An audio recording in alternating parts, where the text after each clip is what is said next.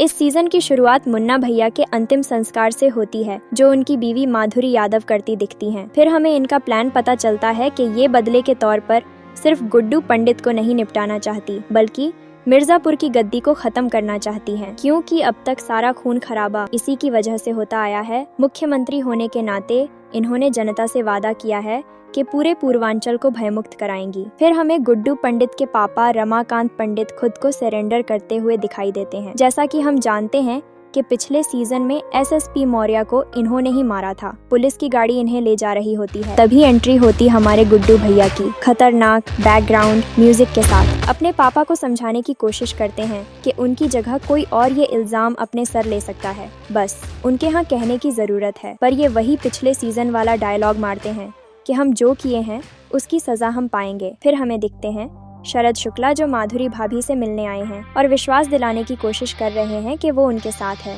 यहीं पे हमें ये भी पता चलता है कि शरद इन सब से ये छुपा रहा है कि कालीन भैया इसके पास हैं। जैसा कि हम सब जानते हैं कि पिछले सीजन में शरद ही कालीन भैया को बचाकर अपने साथ ले गया था, और वहीं दूसरी तरफ गुड्डू भैया की गैंग कालीन भैया को ढूंढ रही थी। इसी बीच इन्हें एक खबरी मिलता है जो कालीन भैया का पता बताता है, पर गोलू के वहाँ पहुँचने पर पता चलता है कि वो कोई और है। ये वहाँ से निकल रही होती है, तभी वहाँ के लोग रास्ता रोक लेते हैं। गोलू कहती है हम मिर्जापुर के बाहुबली हैं, गुड्डू पंडित के साथ ही। तभी एक आदमी कहता है कि ये मिर्जापुर नहीं है और यहाँ के बाहुबली हम हैं। यहीं पे इस सीजन का पहला वायलेंस देखने को मिलता है। खबरी को पकड़कर गोलू के सामने ही उसकी गर्दन को बोगदे से मार मार कर धड़ से अलग कर देते हैं और कहते हैं गुड्डू मिर्जापुर का बाहुबली तब बनेगा जब सारे बाहुबली उसे समर्थन देंगे। तुम औरत हो इसलिए जाने दे रहे हैं, अगली बार ऐसा नहीं होगा। बाप के जेल जाने के बाद गुड्डू भैया अपनी माँ के पास जाते हैं और कहते हैं डिम्पी और आप मेरे साथ चलो, क्योंकि यहाँ खतरा हो सकता है। वो कहती हैं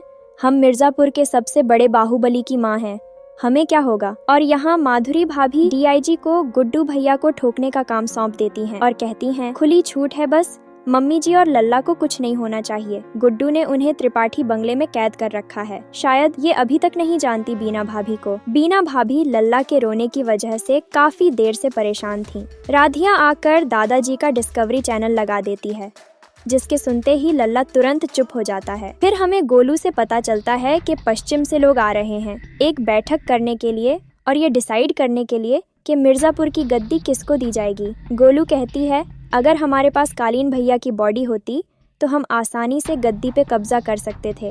बीना भाभी कहती हैं कि एक ही प्लान के सहारे हम होते तो इतना दिन इस घर में सरवाइव नहीं कर पाते।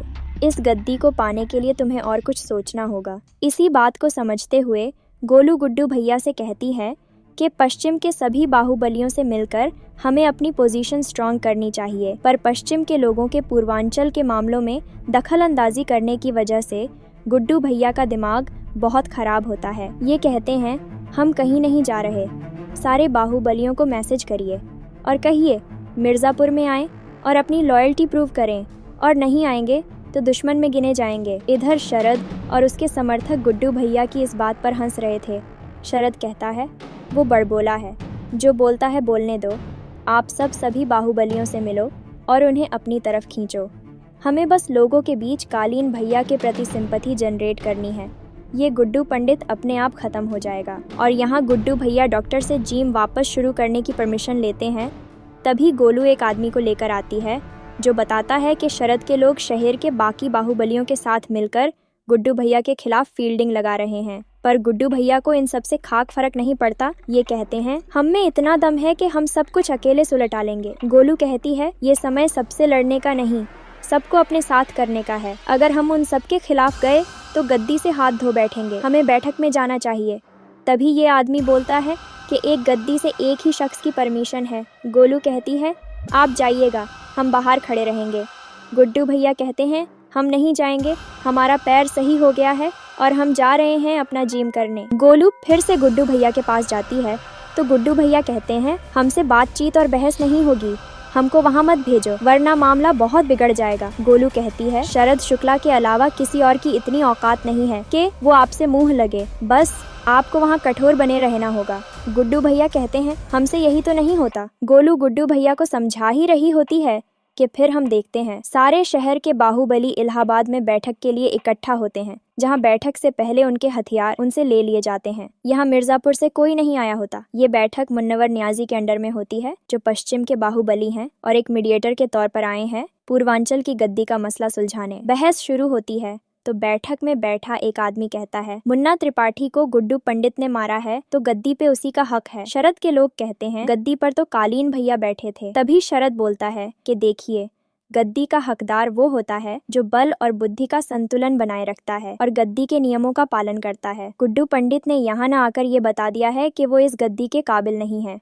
मुन्नवर मियाँ पूछते हैं, तब तुम्हारी क्या राय है? शरद कहता है, गद्दी जौनपुर, यानी मुझे मिलनी चाहिए। तभी ताली बजाते हुए गुड्डू भैया आते हैं और कहते हैं, भीख में मिला था जौनपुर इन्हें, अब ये भीख में गद्दी भी चाहते हैं। जिसके बाद काफी बहस होती है। कुछ लोग गुड्डू भैया के साथ खड़े होते हैं तो कुछ लोग शरद शुक्ला के साथ। गुड्डू भैया कहते हैं, इस गद्दी के दावेदार नहीं, हकदार हैं हम। शरद कहता है, हक तो कुत्ते भी जताते हैं अपने मालिक पर, जो तुम थे कालीन भैया के। शेर कितना भी शांत हो, जंगल का राजा होता है और कुत्ते अगर खूंखार हो जाएं तो उसे सुला दिया जाता है। इसी बात पे गुड्डू भैया कहते हैं, इनके बाबूजी मास्टर साहब क ख ग घ पढ़ाते थे, जिन्हें हमने ही सुलाया, और त्रिपाठियों का नामो निशान इतिहास से मिटाने वाले भी हम ही हैं, और ये हमें चिड़िया घर की कहानी सुना रहे हैं। शरद कहता है, क्या किसी को कालीन भैया की लाश मिली? सब कहते हैं नहीं। गुड्डू भैया कहते हैं, हम यहाँ लाशें गिनाने नहीं बैठे हैं। शरद कहता है, लाश गिनानी पड़ती है, खासकर अपनों की। शरद सबको सुनाते हुए कहता है, इन्होंने इसी गुंडागर्दी की वजह से 3 लोगों की जान गंवाई है, एक तो बेचारा दुनिया में भी नहीं आया था। इसी बात पर गुड्डू भैया और शरद के बीच हाथापाई हो जाती है। मुन्नवर मियाँ उन दोनों की लड़ाई छुड़वाते हैं और कहते हैं, ये तो समझ आ गया कि गद्दी के दावेदार बस तुम ही दोनों हो, मगर इस तरह से कोई फैसला नहीं होगा। तुम्हें दशहरे तक का वक्त दिया जाता है, खुद को साबित करो और पूर्वांचल पे अपनी दावेदारी पुख्ता करो, पर उससे पहले कोई खून खराबा नहीं होना चाहिए, वरना हम सुलह नहीं कराएंगे बल्कि हम खुद मैदान में उतर आएंगे। यहीं पे बैठक खत्म हो जाती है। जब सब वहाँ से जा रहे होते हैं तो गुड्डू भैया शरद से कहते हैं, किसके दम पे इतना उछल रहे हो? शरद चुपचाप वहाँ से चला जाता है। तभी गोलू समझ जाती है कि कालीन भैया इसी के पास हैं, पर गुड्डू भैया कहते हैं कि हमने तो इनका सारा ठिकाना छान मारा है। शरद यहाँ से निकलकर जौनपुर जाने के बजाय सिवान की तरफ बढ़ता है। हाई सिक्योरिटी के बीच से निकलते हुए वो एक बंगले पे पहुँचता है, जहाँ पहले से होते हैं दद्दा त्यागी के बड़े बेटे शत्रुघ्न त्यागी, और यही होते हैं कालीन भैया। पर इनकी कंडीशन बहुत खराब होती है और इनका इलाज हो रहा होता है। तभी डॉक्टर आकर बोलते हैं कि हमें इनका कोमा इंड्यूस करना पड़ेगा, जिसमें इनकी जान भी जा सकती है। शरद कहता है, जो भी हो इन्हें जिंदा करो, कोमा में ये किसी काम के नहीं हैं। तो दोस्तों, ये एपिसोड यहीं पे ख़त्म होता है। हम कुछ ही घंटों में इसका दूसरा एपिसोड अपलोड करेंगे। आप सब इस चैनल को सब्सक्राइब कर लें और बेल आइकॉन भी ऑन कर लीजिएगा, ताकि वीडियो अपलोड होते ही आपको मैसेज पहुंच जाए।